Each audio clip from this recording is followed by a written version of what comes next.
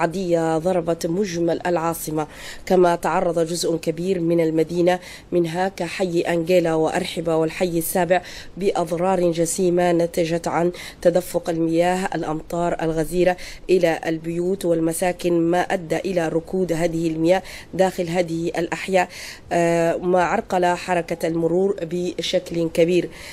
كما ارتفع منسوب المياه وادي حنبلي وأدى إلى عرقلة حركة المرور بين المدينة جيبوتي وبلبلة، وأدت الأمطار الغزيرة التي هطلت على جيبوتي العاصمة إلى ارتفاع منسوب المياه في الشرايين الرئيسية، مما أثر بشكل سلبي على حركة المواطنين وأعاق في ذات الوقت حركة المرور لفترة وجيزة.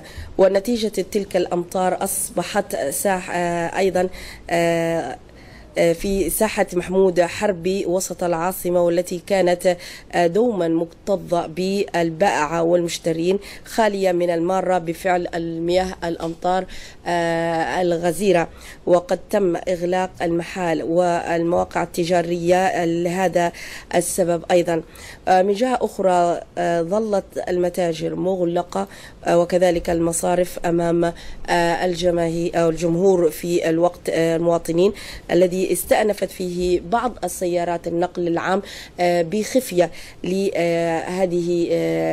لأخذ المواطنين من وإلى العاصمة وبلبلة، وبدورها أغلقت المدارس والمرافق التعليمية كافة أبوابها على وجه على العديد من وأيضا إضافة العديد من الموظفين وجدوا صعوبة في الوصول إلى المقر أعمالهم، خصوصا في ظل توقف الحافلات النقل العام في الساعات الأولى من الصباح الباكر.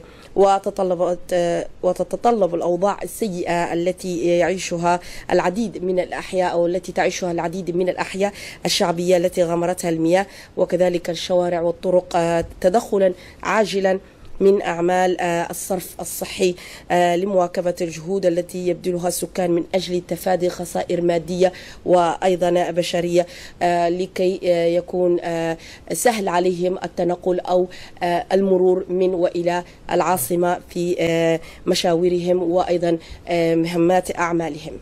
شكرا لك يا زميلة حواء محمد يوسف على هذه التفاصيل المتعلقة بهطول أمطار غزيرة شهدتها بلادنا مساء أمس. شكرا لك.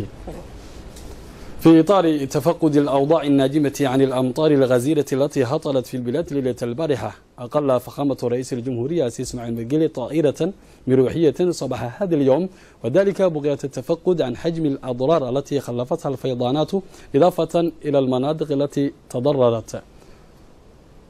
هذا وقام فخامة رئيس الجمهورية بجولة تفقدية حول المناطق التي تضررت جراء الأمطار التي هطلت صباح اليوم في مجمل التراب الوطني. كما أعطى فخامة رئيس الجمهورية السيد إسماعيل مرقيلي أوامر لجميع أقسام الإسعافات الأولية وأقسام الصرف والمياه باتخاذ جميع الإجراءات اللازمة بغية تصريف المياه الراكدة في العاصمة وإعادة حركة المرور في الشوارع بغية توصيل المساعدات للأهالي المنكوبة جراء هذه الأمطار.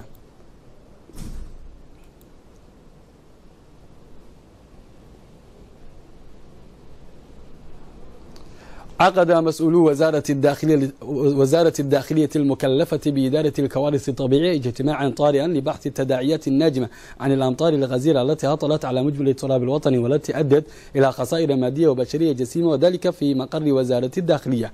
وحضر هذا الاجتماع مسؤولون من وزارة الداخلية والمعنيون بإدارة الكوارث الطبيعية، من بينهم الأمين العام لوزارة الداخلية السيد سراج عمر عبد القادر، وقائد الدفاع المدني العقيد محمود موسى طهية، وحاكم مدينة جيبوتي السيد عثمان بيلي جيري، والأمين التنفيذي للمكتب الوطني لغوث اللاجئين والمنكوبين السيد حسين حسن درار، ومدير قسم المخاطر والكوارث الطبيعية، إضافة إلى مسؤولي الوكالات الأممية برئاسة منسقة الوكالات الأممية السيد بربرا مازي، إضافة إلى شخصيات عسكرية من القوات الفرنسية والأمريكية المتمركزة في جيبوتي. وتطرق المجتمعون حول الوضع الحالي لمدينة جيبوتي والمناطق الداخلية عقب هطول الأمطار الغزيرة التي شهدتها البلاد ليلة أمس. هذا ويهدف هذا الاجتماع إلى إيجاد حلول ناجعة لتداعيات الأزمة التي خلفتها الأمطار الغزيرة والتي هطلت في العاصمة. هذا وكما أشرنا سابقا أدت هذه الأمطار إلى عرقلة حركة المرور بين جيبوتي وبلبلة بسبب ارتفاع منسوب مياه وادي حنبلي. هذا وستنشر الحصيلة الأولية للخصائر الناجمة عن الأمطار القوية التي هطلت ليلة أمس. هذا وتسببت هذه الأمطار الغزيرة في حدوث أضرار مادية كبيرة أسفرت عن انجرار سيارتين من نوع بيكاب، حيث تم إنقاذ واحد فقط عن طريق طائرة هليكوبتر من القوات المسلحة الوطنية، أما السيارة الثانية لم يعرف بعد عدد الركاب الذين كانوا على متنها بالضبط. وإن العديد من مناطق العاصمة غرقت بسبب الأمطار، وإن عدد المنكوبين لم يعرف حتى الآن رسميا، وإن العديد من الأهالي الجيبوتيين قد غادروا منازلهم. وبحسب شهود عيان فإن شخصين آخرين أخذتهم المياه في مدخل جسر حنبلي الكائن أمام معسكر الشيخ عثمان. وتوقفت حركة المرور بين بلبلة وجيبوتي في الساعات الأولى أمس الليل، كما تم افتتاحها في حدود الساعة 10 صباحا. هذا ويقوم عناصر الدفاع المدني على قدم وساق بإعادة حركة المرور على الطرق الرئيسية في العاصمة، كما تم إنقاذ المتضررين جراء هذه الأمطار من قبل مروحيات قوات المسلحة الوطنية.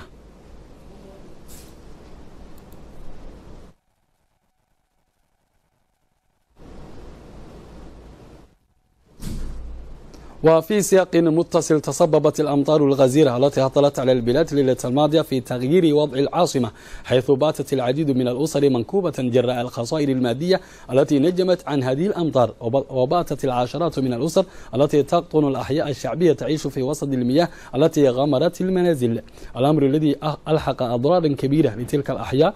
هذا وتسببت هذه الأمطار في حدوث أضرار مادية كبيرة. هذا ويقوم الدفاع المدني على قدم وساق بتقديم الدعم اللازم والمساعدة للأهالي القاطنين في العاصمة، وإعادة حركة المرور على الطرق الرئيسية في العاصمة. ونتيجة لتلك الأمطار أصبحت ساحة محمود حربي وسط العاصمة، والتي كانت دوما مكتظة بالباعة والمشترين خالية من المارة بفعل مياه الأمطار، وقد تم إغلاق المحال التجاري لهذا السبب. أيضا من جهة أخرى ظلت المتاجر مغلقة، وكذلك المصارف والبنوك أمام الجمهور في الوقت الذي استأنفت فيه سيارات النقل العام عملها بخفة. وفي سياق متصل، شهدت المناطق الداخلية هطول أمطار غزيرة وقوية على غرار العاصمة، وتحديدا في منطقة علي صبيح، حيث بدأت الأمطار تهطل في الساعة 11 مساء واستمرت حتى فجر اليوم. ويذكر أن هذه الأمطار لم تتسبب أي خسائر مادية أو بشرية، ولكن مياه الأمطار قد امتلأت في منطقة بارا كبرى. كما هطلت أمطار غزيرة في المناطق الداخلية ولا سيما في إقليم علي صبيح.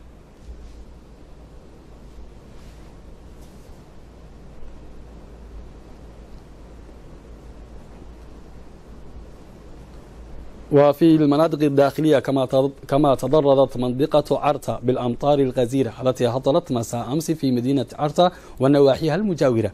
هذا ولم يعرف بعد الخسائر البشرية والمادية التي نجمت أو خلفتها هذه الفيضانات. وحسب معلومات واردة من حاكمية عرتا، فإن الطريق نقطة كيلو 51 قد تضرر كثيرا جراء هذه الأمطار، كما تضرر سد المائي الذي تقوم ببنائه تركيا بالكامل بسبب الفيضانات التي شهدتها هذه المنطقة، أي منطقة عرتا.